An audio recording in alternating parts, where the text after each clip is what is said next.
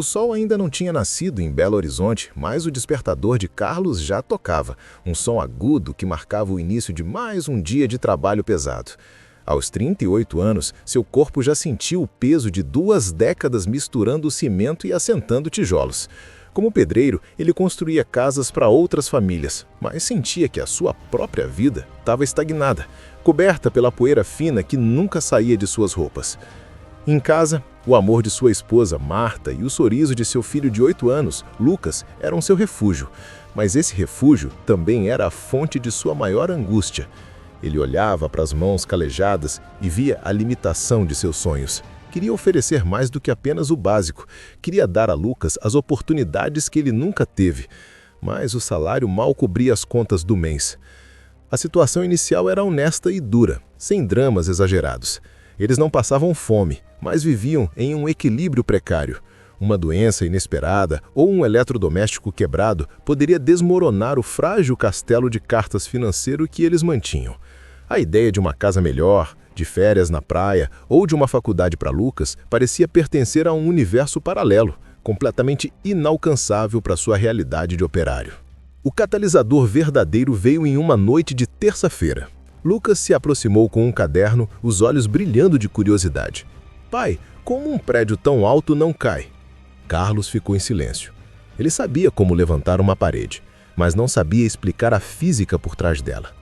Aquele momento de impotência, a incapacidade de responder à pergunta simples de seu filho, foi a rachadura que abalou sua fundação e despertou uma necessidade de mudança. Ele decidiu ali, naquela noite, que suas mãos construiriam um futuro diferente. A história de O Pedreiro que Levantou a Própria Vida do Zero começava a ser escrita não com o cimento, mas com a decisão de voltar a aprender. Se você acredita que a educação pode transformar vidas, se inscreva no canal para acompanhar mais histórias como a de Carlos e deixe seu like para que essa mensagem alcance mais pessoas. O primeiro passo foi o mais difícil: encontrar uma escola noturna que oferecesse educação de jovens e adultos, o EJA.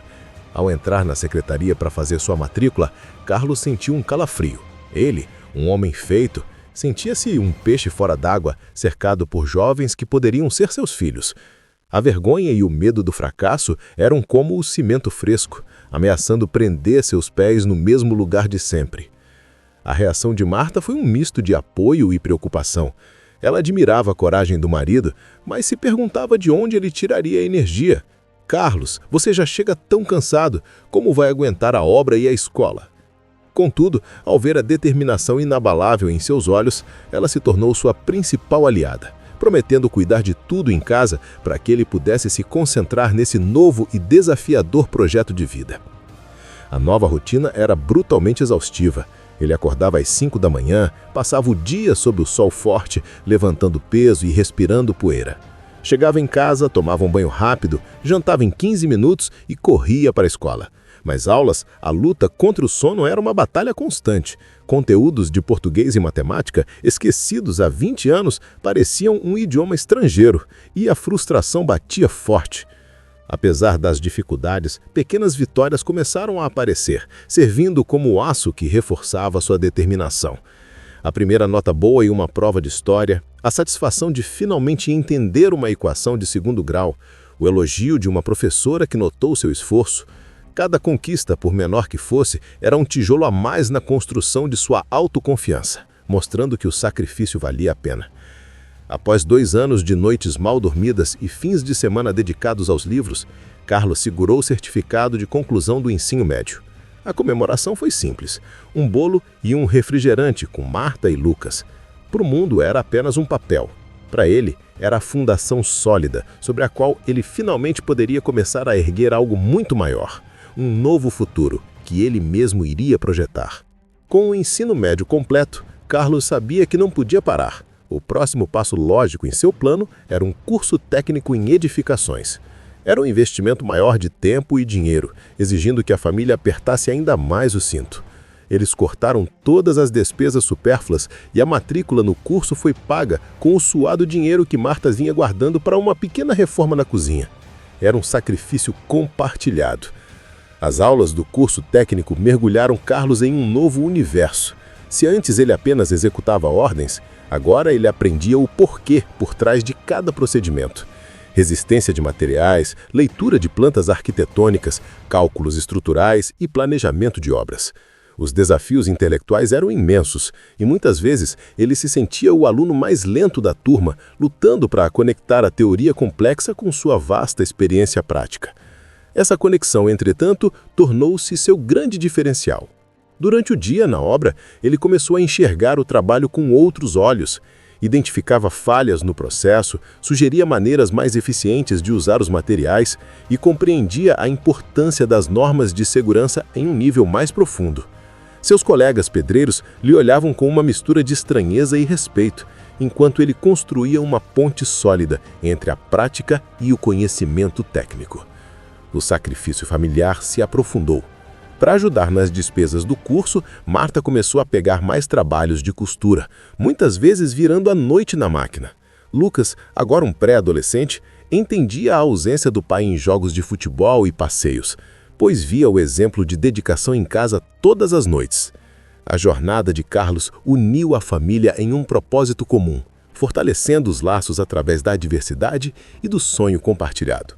Em meio a tanto esforço, o quase desastre aconteceu. Exausto pela dupla jornada, Carlos foi reprovado em uma matéria crucial: desenho técnico.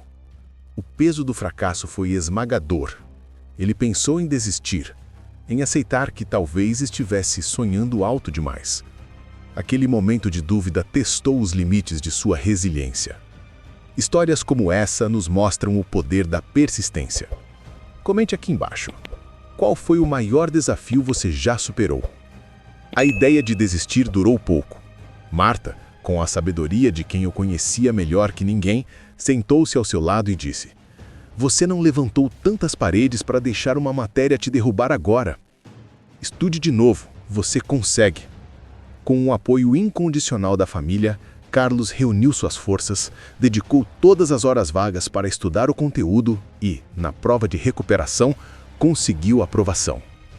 A vitória foi ainda mais significativa por ter sido conquistada após uma queda. O dia da formatura do curso técnico foi um dos mais felizes da vida da família.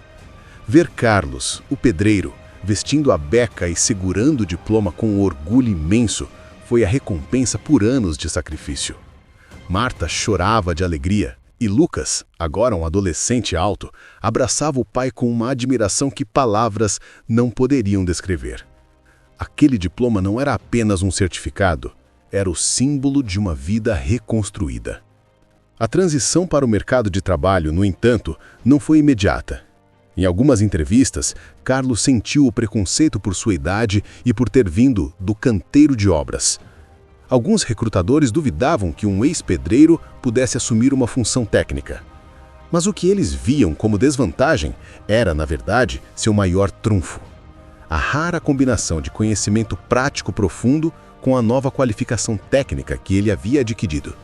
A oportunidade surgiu com um engenheiro visionário que viu o potencial único de Carlos.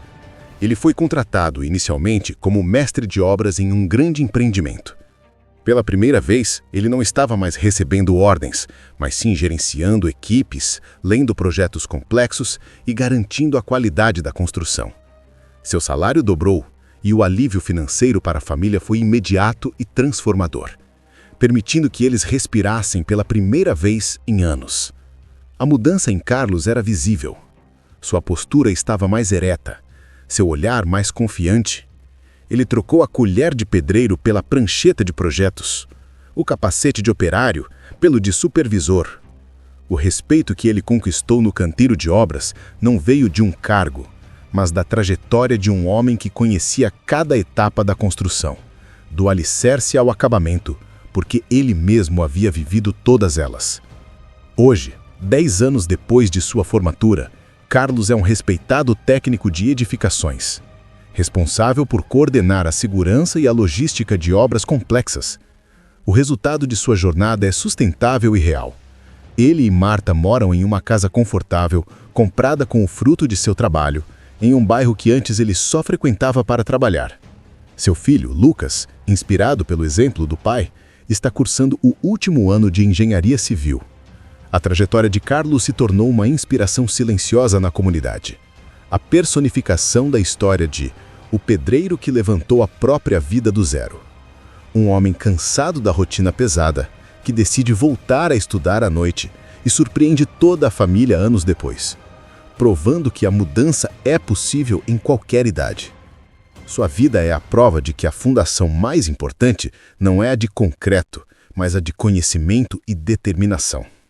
A lição aplicável que sua jornada nos deixa é poderosa. Nunca é tarde demais para construir um novo futuro. A transformação não exige um golpe de sorte ou um talento extraordinário, mas sim a disciplina de assentar um tijolo de esforço a cada dia, mesmo quando o cansaço diz para parar. A verdadeira mudança é um processo lento, metódico e muitas vezes solitário, mas os resultados são duradouros e sólidos. A história de Carlos nos lembra que o valor de uma pessoa não está em sua posição inicial, mas em sua capacidade de construir, aprender e evoluir. Assim como em uma grande obra, a vida exige planejamento, trabalho duro e a resiliência para superar as intempéries. O que construímos com sacrifício hoje se torna o abrigo seguro e o legado para as gerações de amanhã, uma estrutura que resiste ao teste do tempo. Sua situação atual não é seu destino final.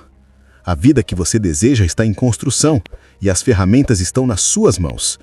Se a história de Carlos te inspirou a colocar o primeiro tijolo na construção dos seus sonhos, compartilhe este vídeo com alguém que precisa ouvir essa mensagem.